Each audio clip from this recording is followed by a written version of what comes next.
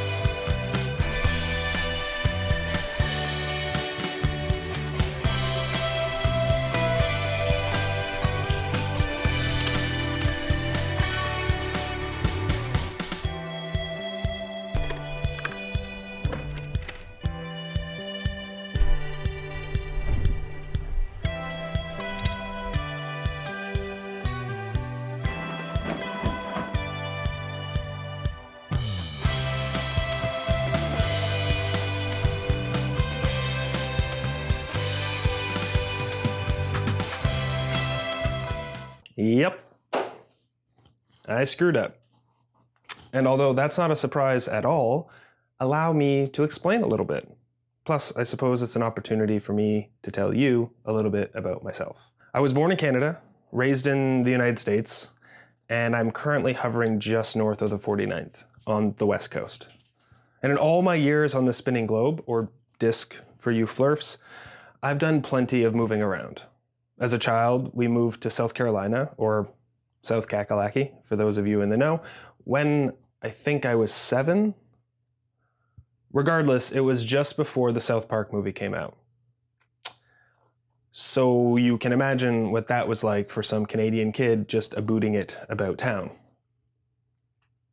Now, obviously, that move didn't really have much effect on my driving experience. Oh, didn't I mention? This whole little rant here is about licensing. How exciting is that? Now, as I've said already, I've moved a lot. Most of my life has either been settling down in a new location or spending an awful lot of time trying to figure out where it is I want to move on to next. I've lived much of my life on the eastern seaboard, mostly the southeast, and then all over southern Ontario, which was then followed by several years of just being a nomadic teenager with no fixed address. Eventually, though, I did land an actual job. I got bored with that, though, in no time, and then spent several years, I think 3 years overseas when I lived in Chiang Mai, Thailand. Brilliant motorcycle country. All in all, I've had to get my license to drive in a whole bunch of different places over the years. And more often than not, I have to begin that process when I don't have access to or actually have a non-expired license from another authority. I won't go into details to explain why each and every time. It's boring and I'm an idiot. But each time I went through the process of trying to explain or validate my driving experience, I would just fall through one bureaucratic pitfall after another. But now, I've been doing this whole adulting thing for a bit, so I must have all this crap under my belt by now, right?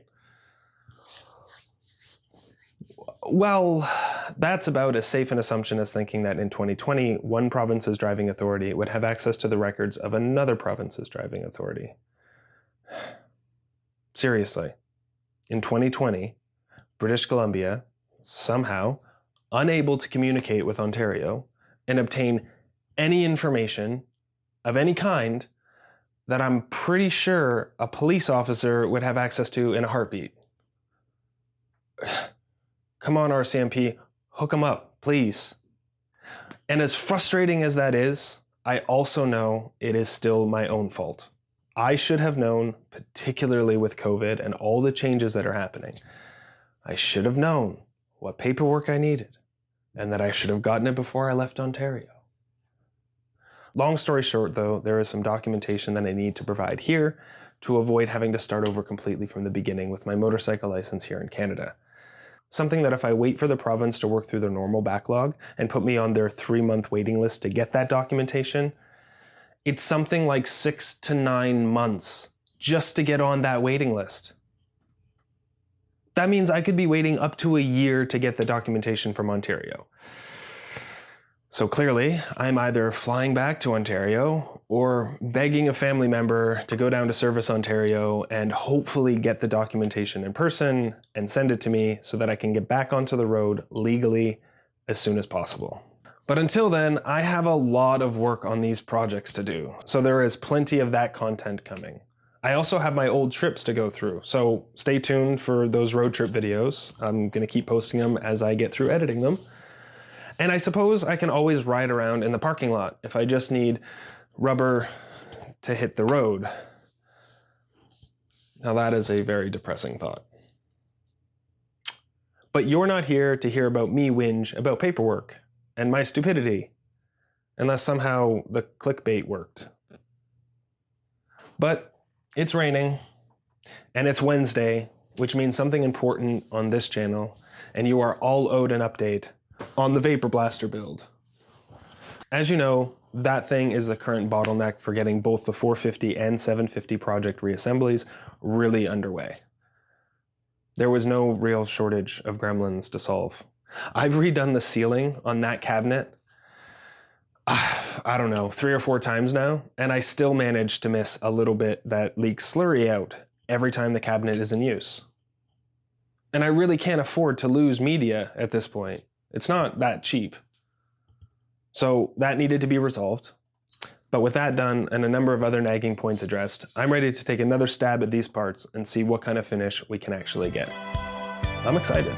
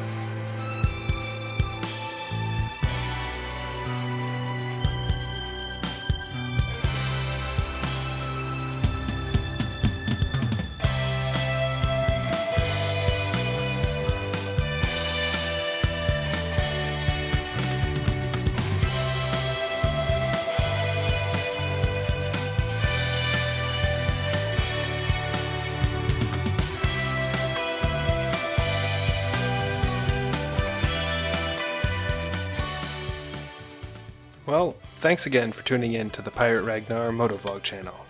While I'm busy getting my hands dirty, let me just remind you, if you are liking the content you're seeing on the channel, be sure to hit the like button, subscribe if you haven't already, and drop a comment below. It all really helps.